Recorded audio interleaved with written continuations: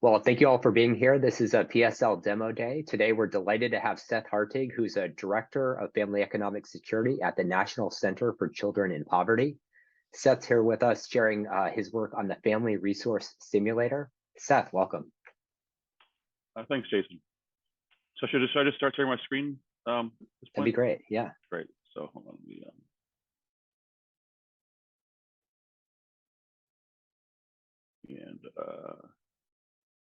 Okay. So yeah, thanks so much for joining, and for the few folks that are on the line right now, but also for anyone listening on this afterward. Once we put this up on the YouTube channel. And so yeah, my name is Seth Hartig, and I'm Director of Family Economic Security at the National Center for Children in Poverty. Like the slide says, it's situated at the Bank Street, located at the Bank Street School, Graduate School of Education. I'm going to walk through some large-scale overview of the tools that I work on, as well as some applications of it, and then go through a bit of a demonstration of the tool on NCCP site, followed by some policy analysis that we've done on it, and then questions, hoping for some creative questions or answers to questions I have about how to make the tool more open sourced. Okay, so just going on with it.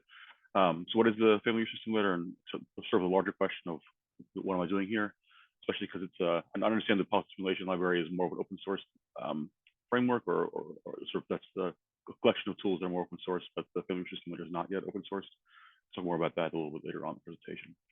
But essentially, it's a policy simulation tool that models the impact of federal, state, and local safety net programs compared to basic family expenses as earnings rise.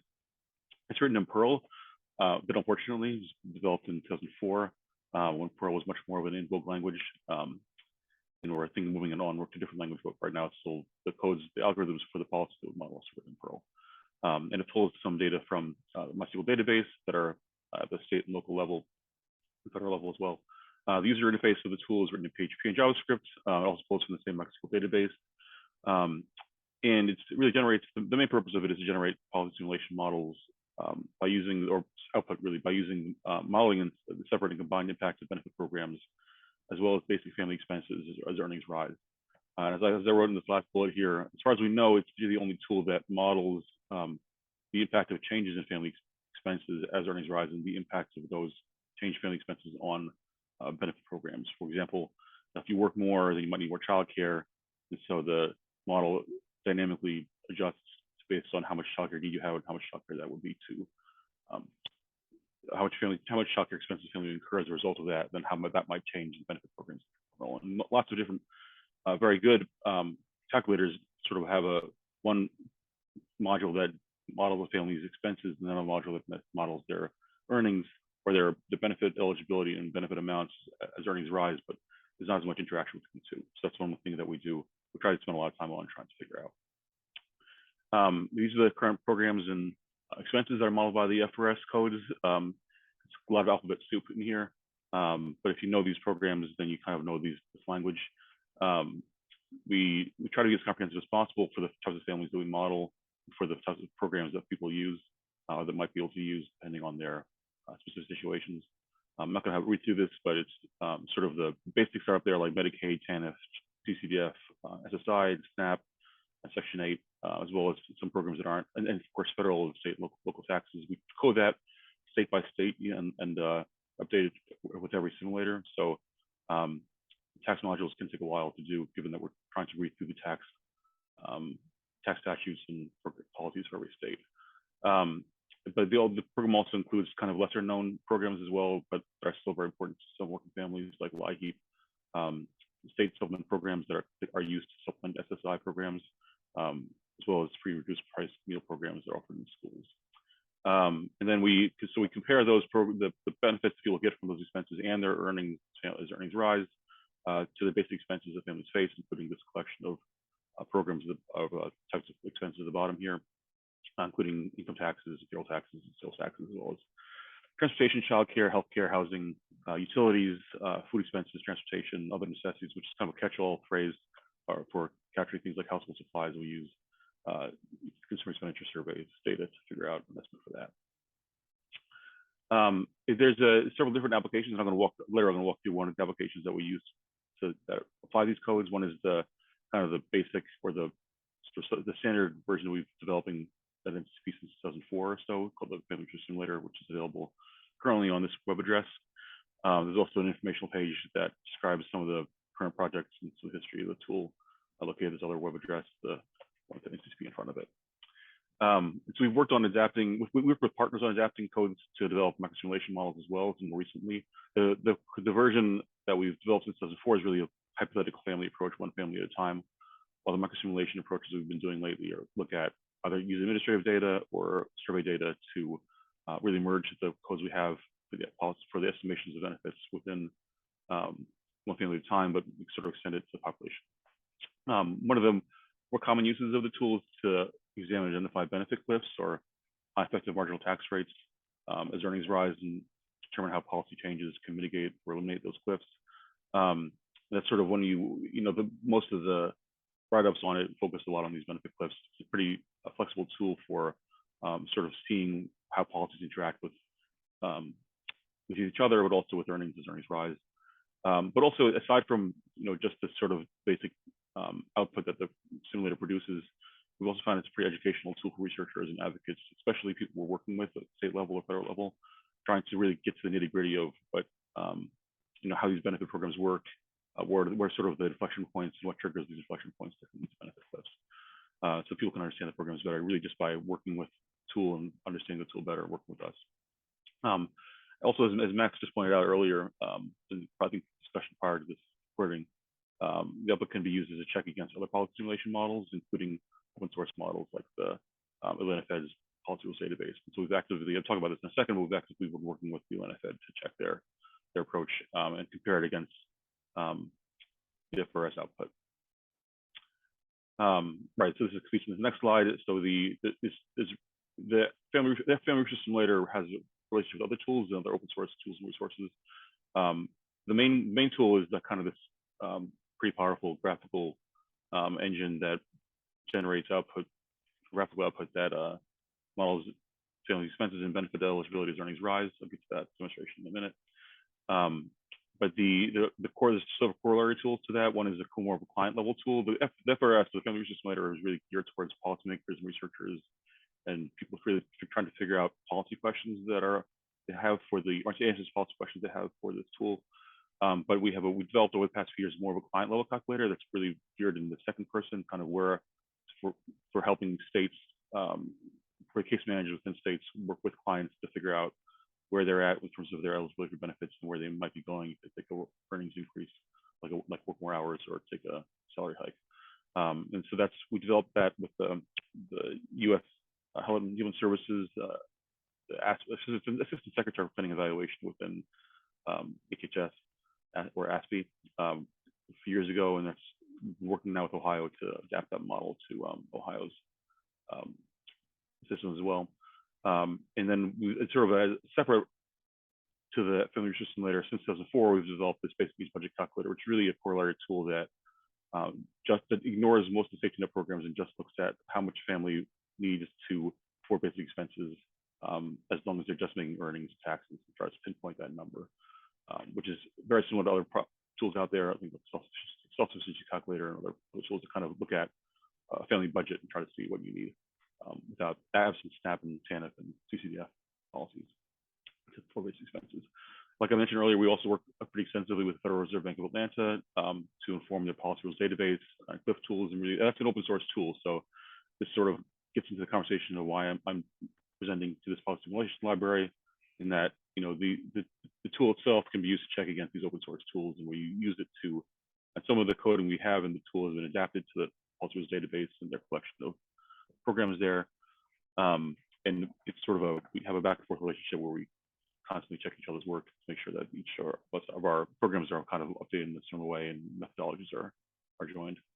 And also I think a few months ago, we worked with Kentucky Fuel back in 2020, and they've since adapted our Perl codes into a SQL format and put it on their website, updated it. So now that's the KY Stats Family Research Simulator at this website. And it's pretty neat. It has some nice improvements on what we've been traditionally working on. So we're happy about that as well. So I wanted to also mention just the geographical scope of the tool.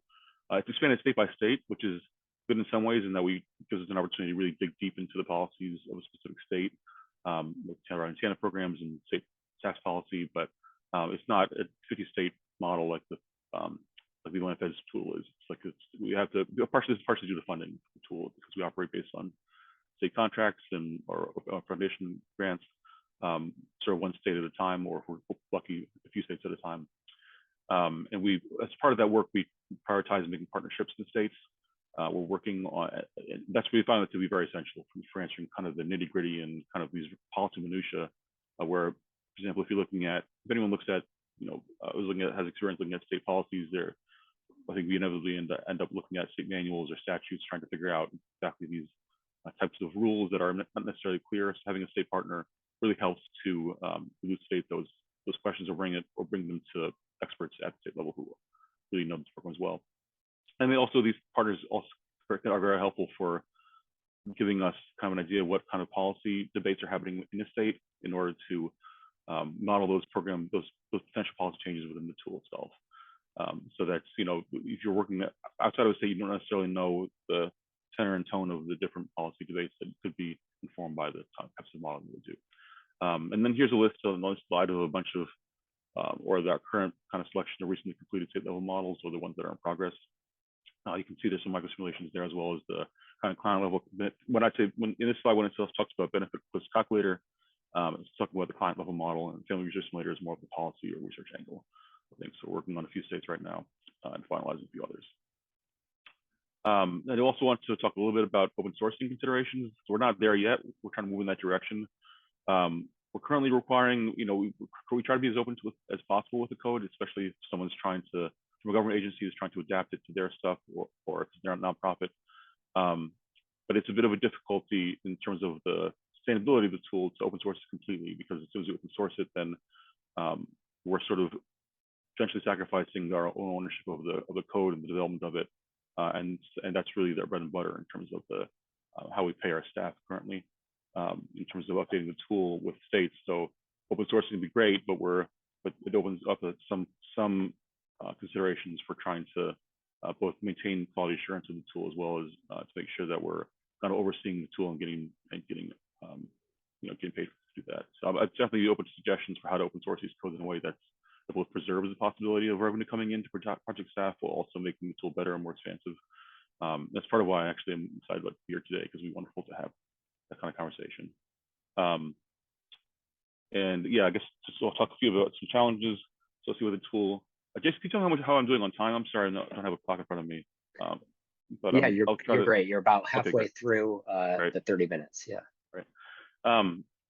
But yeah, in terms of the challenge of the tool, we're trying to move it more towards a point where it can be fit for collaborative efforts like open sourcing, and also to make it easier even internally to update the tool. Right now, it's written in Perl, which is not really a language that's used much anymore. So we're trying to move it gradually moving it towards Python-based, which is, as I understand, at least the way we use Perl, it's pretty analogous to how Python model can be constructed to do basically the same things.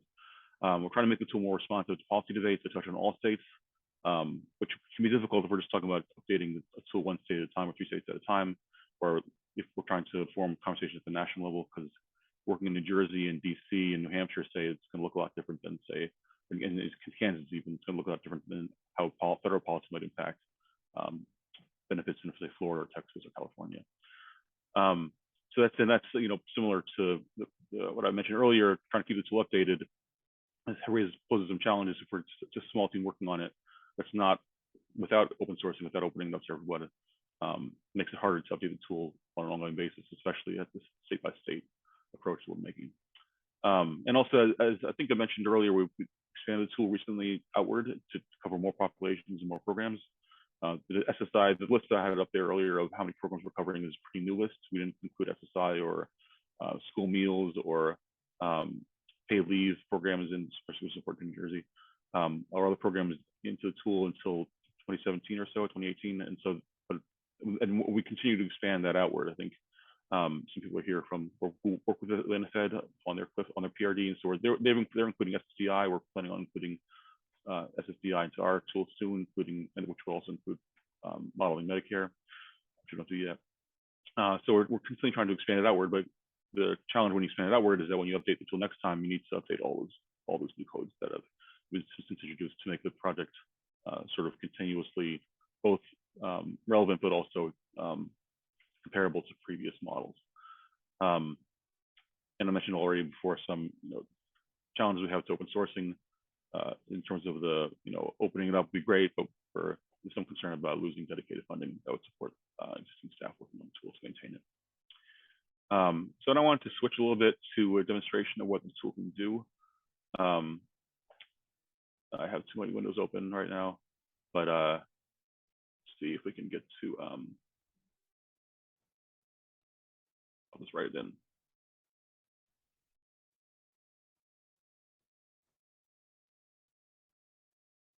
So this is the landing page for the tool itself. There's another page, as I mentioned before, it's more informational. But essentially, when you get to the tool, you get to this kind of step one, and it's a step-by-step approach that asks a series of questions to users to generate the output. But I'm going to take a bit of a shortcut that we've established. We just introduced this past year to sort of get to the result at the end, and then you can go back to model to make some changes in how the family we're modeling. So if you click this quick results drop down, then you can model sort of these different kind of canned family types we have in here for the time being. And when you click the next button, it takes a minute sometimes to load just because there's a lot of policies to model at the same time. So this is the output sheet or output page for the specific type of New Jersey family, which is a single parent with 2 kids. And this is a graph that I think that most visually represents these benefit cliffs in terms of trajectory of one family as their income rises and as they work more hours, and then as they work more hours, and then as their wages increase per hour to work full time. And you can see these various dips in their net resources, which is the difference between their earnings plus cash assistance minus their expenses. So you can see changes as their earnings rise in that net resources figure. And these other graphs below kind of elucidate certain points of that. For instance, the eligibility has obviously a large effect on this resources graph. So when the family loses SNAP at around $40,000, that corresponds to this dip in net resources around $40,000. When they lose, I think,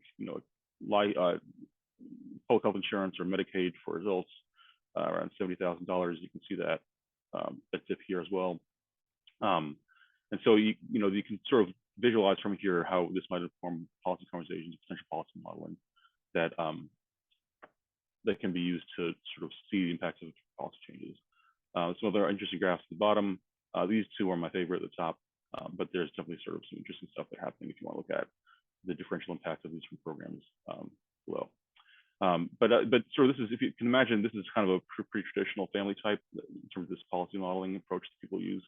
But if you want to change that to adjust what the family kind of is constructed, that we have a series of questions at the beginning asking about immigration, foster child status, and whether the family receives child support. So if you change any of these, then the output at the end corresponds to those changes. I'm going to, just to limit time, I'm going to talk about what happens if you enter in someone with a disability. And then there's a series of questions. The next several steps, getting some clarification. So we're going to model this adult having a disability and that they're receiving SSI when eligible. I can walk through this if anyone has any questions afterwards, kind of what each of these steps mean, the methodology that's tied to them. But we're at this point modeling, the same kind of family and the same kind of childcare needs and health insurance options. They get Medicaid if they qualify. If they don't, they get employer health insurance.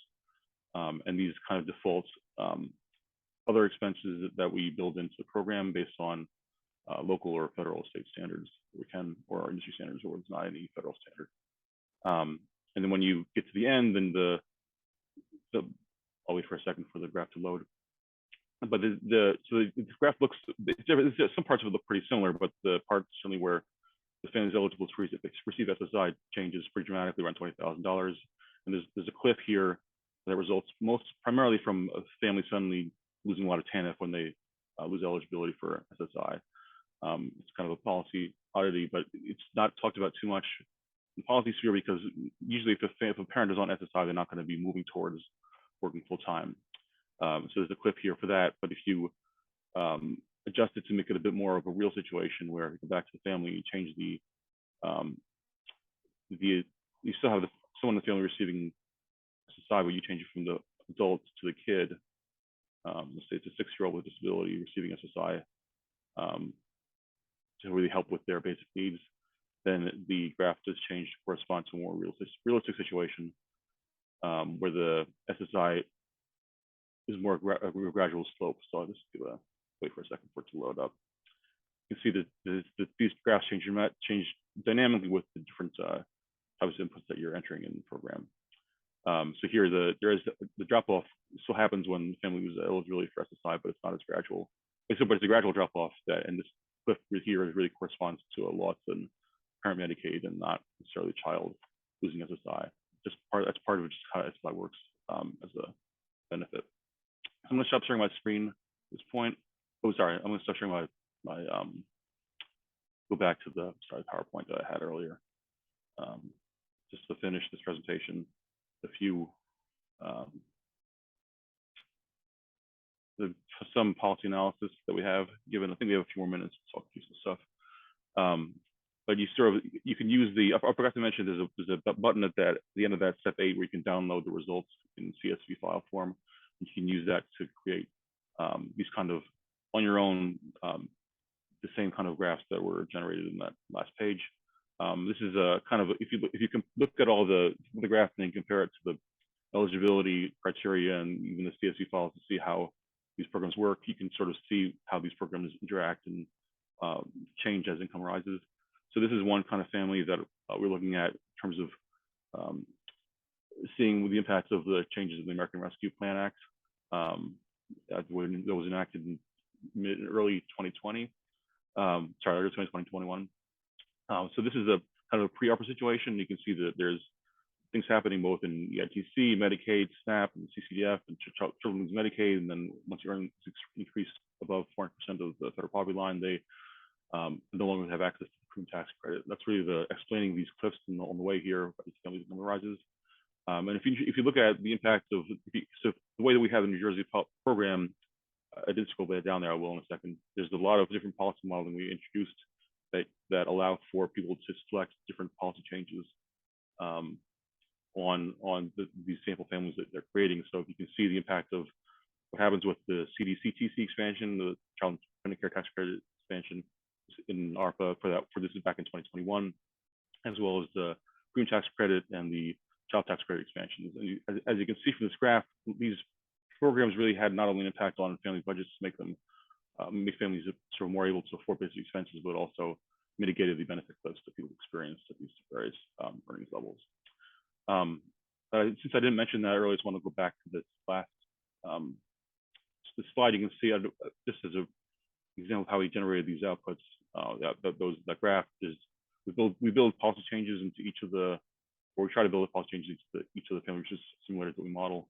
And this New Jersey advocates we're working with was just interested in it's kind of a vast array of different potential levers to model policy change. So this is a good amount of work that we did on the tool back in the past year to really model in not only our ARPA changes, but also changes that advocates were interested in modeling at the state level as well. So I'm going to stop sharing my screen now. It's pretty much the end of my presentation. I'm happy to answer questions. I see there's a question that Jason Morris had. I can answer that in a second, but let me just read it. But I'm happy to have more of an engaged conversation about any of the stuff I mentioned with you.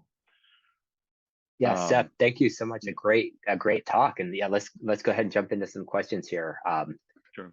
Jason Morris asking one in the chat about building the user interface. Is there any automation for that, or if you can add anything about kind of technically how that was done?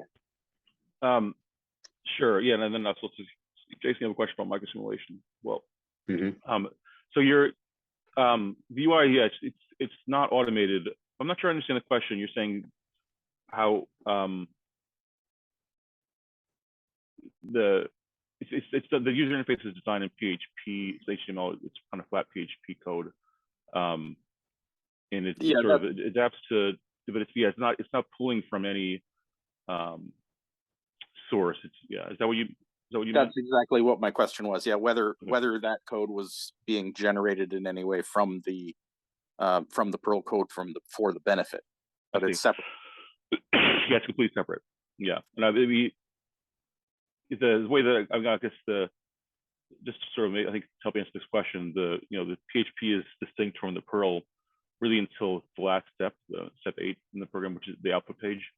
And really up until that point, the PHP is simply gathering session variable, like or these local variables that the users are entering into the tool. And in step 8, it essentially sends all those via command line to Perl, and then Perl just interprets those or as inputs to generate the output, and then generates a CSV file that's then put on the that results page. So that's what's happening during the period when the screen is blank, the results are being generated. Does that answer your question, Jason? At least the first part? Yep, perfectly. Great. And then the microsimulation stock calculations against larger numbers. So that's we're currently working on that. We've done a model. We did that model for that from New Hampshire last year. But it's an adaptation of the Perl codes. But that was really completely in Perl, and it's not on the website. It's not online. It'd be great to eventually move it to something online where it really pulls from ACS data, which could be scraped certainly in like automated. But right now we have the microsimulation model that really is we're able to merge the same codes essentially with the CSV file that's generated through administrative data or survey data to generate kind of for each family in that sample or the population. There's the same kind of output sort of on a single row. So like you add they're starting with their current earnings and then plus $1,000 plus another $1,000 plus another $1,000 and seeing the net resources as that earnings climb. But it's all local right now. So that's also something that we're trying to figure out how to make more open source as well. Is that answer your question about microsimulations, or is that? Yeah, no, that's exactly what I was wondering. Yeah, thanks. Have you seen anyone who's kind of layered in alimony or child support payments to this sort of analysis? Yeah, so the child support, that's something we also did. So in starting in 2017 or so. Okay, was that on your list? That's on the list. Yeah, it's not quite here. I don't know if I think I put it on the slide, but if you I'm gonna share my screen for a second just to walk you through where it is. So if you went back to this family general part, again, I mean, the interface, it's a work in progress, always as we add more things to make the questions clear. But there should be this question. We only do incoming child support at this point, not outgoing. I think in one of the client level calculator, we asked about alimony as well, but that's where we assume it to be static. But the child support question here, at this point, for New Jersey, at least for the previous ones we did, when you select that previous question, step 2, then you get these questions of child support pop up for this family you're modeling, and then you're selecting each. Like it gets to some. It's not, the child support model is still kind of basic in the sense of it doesn't incorporate all the different variables that can be calculated in court order child support formulas. Sorry, child support order formulas. Mm-hmm. We do incorporate the formulas. So this will by entering something like this, that there's like they're getting non-custodial, they're contained for non-custodial parent in the who makes $20,000 or so a year, then the results should have like the earnings here are changed by how much child support the formulas would indicate the family receives. I see. Have you seen any work on outgoing and how it affects cliffs? I guess I just have. There's all this talk about like men without work and so forth, and I wonder. Yeah. So you're talking about like an able-bodied adult without dependents, but then they're paying child support. Yeah, so the child support is incorporated into the SNAP benefits. It's a good question. I don't know of any. I mean, I think the previous model we did before was just simply a number. It's like a static number. This number, child support value, changes with earnings because if you go back to the courts, they can change it. Right. But I think it wouldn't be. And we're currently working on. I don't know if we're including alimony or child support, outgoing alimony or child support, but it's really a good question. I mean, it wouldn't be that difficult to incorporate that into this model if we have that. It would just be a matter of writing in the inputs that we need, and then you can start with a static model where it just doesn't change. You get a certain, you're paying a certain amount in child support, say like a few $100s a month, and that just both decreases your net resources because it's outgoing, but also affects your, say, SNAP and STAND benefits in a certain ways, because you get, I think it's counted as, it's reduced, deducted from your income in certain programs, so that we. Yeah, I guess a lot of the programs are based off of income, right? So then, it's pushing people's kind of implied marginal tax rates up. The people who are paying it. So then these cliffs could kind of be even higher as kind of a marginal. Right. If you're, we introduced able odds like only back in 2020. This tool used to be purely so the model of families with children, but certainly if we're talking about, there's not so many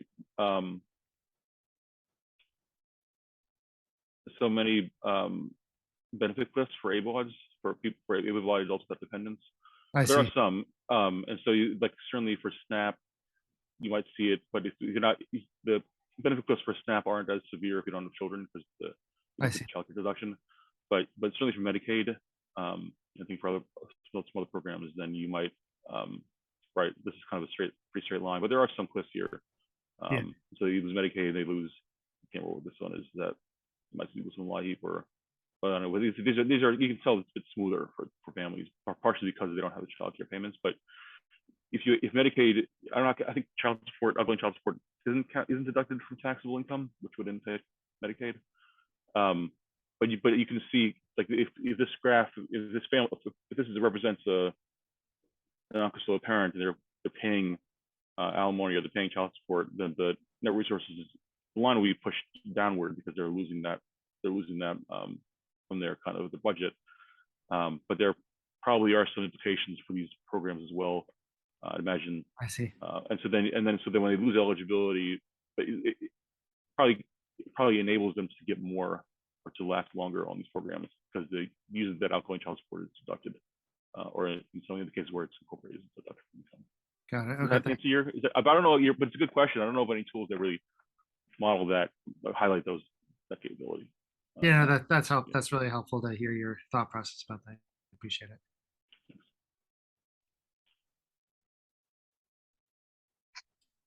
Other questions for Seth? I guess while we're on tough ones, have you looked at Pell Grants? Oh, sorry, what was that?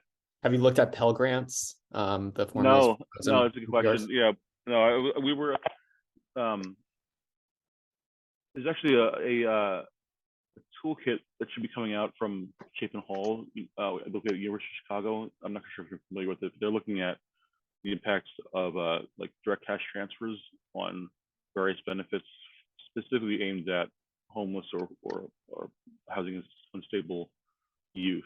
And so I think one of those I think I contribute to one of those chapters. I think it should be coming out soon. I don't know when it's coming out, but there's another chapter there specifically about scholarships and like eligibility and potential benefit cliffs, or retaining eligibility for certain programs for students. So for young individuals who are receiving Pell Grant, I think it's a college-based, sort of a large chapter around college scholarships and things like Pell Grants. They'll probably be covered a little bit in there, but it's not necessarily a tool or code that was associated with that. It's certainly a good question. But we haven't incorporated as much adult education or even college education into this model. It's sort of a model that assumes that if you're living there, the benefit cliffs calculator, the MCRC tool, which is the client level calculator that we share with states, has some questions about adult students, but it's much more geared towards training and people who are in high school through education as opposed to college. There is some question about college in there that this model we don't include questions about Pell Grants. So it's certainly something to include down the line. And this gets sort of the drawback of not open sourcing it, because we'd love to have all these different policies out there and it's a constant kind of feed of people working on these things to expand it outward. But at this point, it's pretty responsive to the priorities of the partners that we're working with in states and the advocates that we're working with as well. Are you doing work with those, Max? Just curious. Is that in the policy engine? I looked at the like 20-page application form once and Okay. decided I'd focus elsewhere for now. Yeah, The Pell Grants. I can't blame you. Yeah, it's interesting. I think there's I think I looked at the formula for it once. It seems it would require some rejiggering of even the sequence of the programs that we're modeling, because I think the formulas, it will both takes into account income taxes, but then you get it, and it might affect income taxes, so it's sort of a bit of a loop, if I understand it right. But I don't. Yeah, I'm not an expert on it.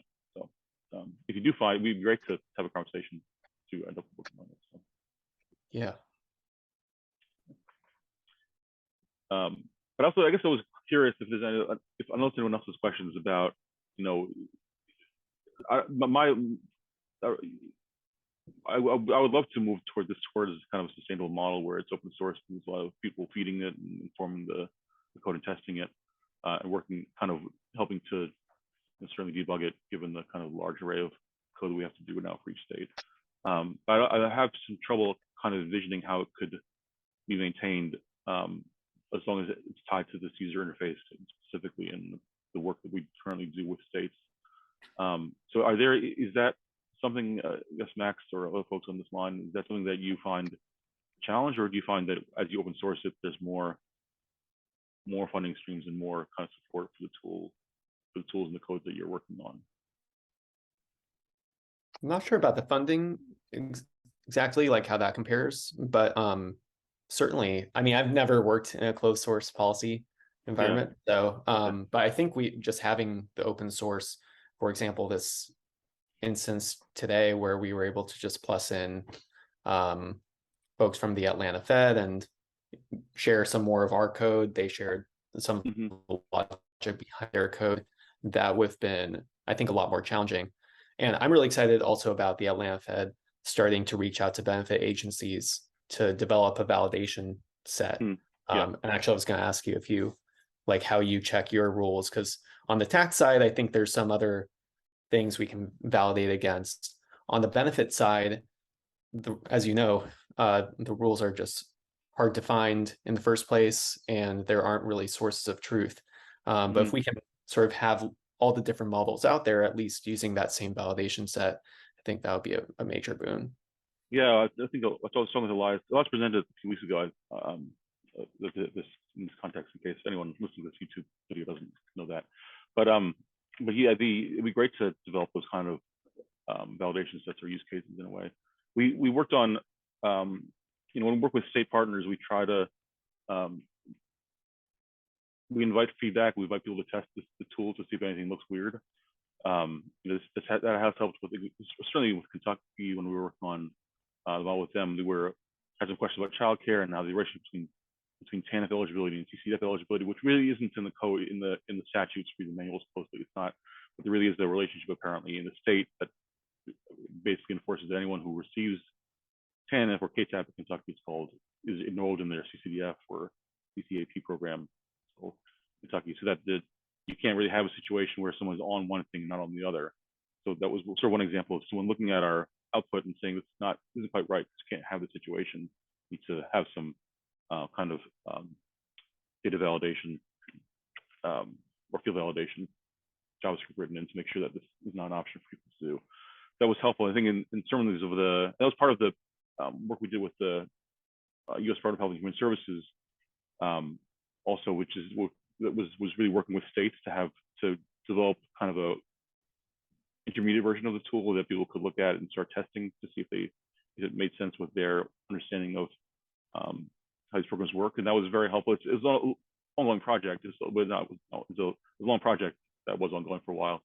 But so that even though that wasn't specifically this tool, and I can show you the tool if we have time, but it did help on our understanding of how these codes work, how these policies work. If we're linked with administrators of these programs, and they're testing the tool and they're checking it against what they know, based on the inputs we're providing and the inputs that they test the tool out on, just come back and say this looks incorrect, or we don't quite understand why you're getting this result. It's very helpful, both because even if it ends up being correct, if like where they entered is the output is correct upon closer examination, if the people that are running these programs don't think it's correct, or if it's not clear to them, that is an indication that the program should be explained better in the previous, like what methodology we're using to derive what those outputs.